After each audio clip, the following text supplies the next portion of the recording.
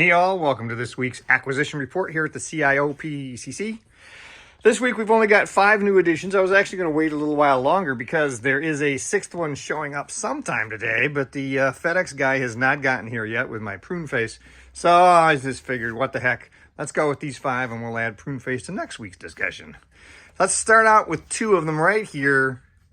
These are the little mini puffs from the new Ghostbusters movie. These are blind box figures. If you watched my video last week, you saw I picked up one of the Slimers and wasn't really thrilled with the Slimers, but I really wanted to get some of these. Fortunately, someone who is a friend of mine provided a cheat sheet. Notice how good they look there with the 6 scale. They're not exactly 6 scale, obviously, but they look pretty good with the 6 scale figures.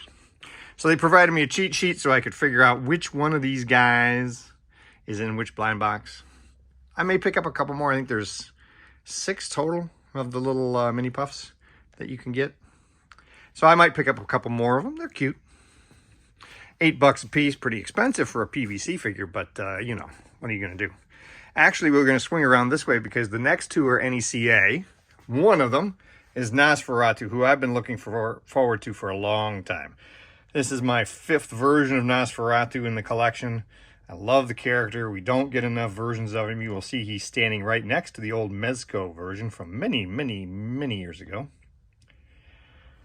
But this one is nice. You know, I think the 112 Collective Nas Fatu has kind of ruined me for everybody else. But this one is nice. It's a little taller than the Universal Munsters if you planned on putting them together. But he looks good. He's solid. It's got some nice head sculpts. It comes with 3 different ones. Some nice choices. Over here is number 4. This would be Lily Munster. Also new this week at the front porch. This one shipped from Big Bad Toy Store. She fits in nicely with the rest of the other 2 from the movie. This is the Rob Zombie movie, of course, and they did both the Herman Munster and the Grandpa already. And they fit in pretty well with the rest of the Diamond Select versions that we had before. So it's nice when you get something new from a different company that scale-wise and style-wise fits in. Speaking of Nosferatu and where we pick things up, this one I actually got at a Meijer store. For those of you in the Midwest, you know Meijer. And Meijer has gotten to be a much better, or at least more reliable source for NECA figures lately. So if you've got a Meijer around, go check it. Last but not least, I picked up a figure that I have no background on. He is just cool. Captain Carrot. You know how once in a while you'll see something on the shelf and you go, oh my God, I gotta have that. Even though you know nothing about the character and before the moment you saw him, never cared before. That's how I felt about Captain Carrot.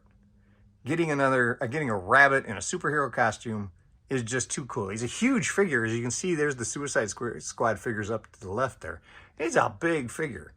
But he's really well done, nice articulation, a lot of fun.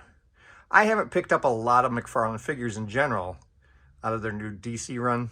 Mostly just the animated Batman and the Batman 66 stuff. But I couldn't resist Captain Carrot. So there you have it.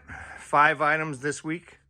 Next week, we'll be doing another acquisition report. And on Monday, I'll be doing a new top 10. Until then, I hope you have a good collecting weekend.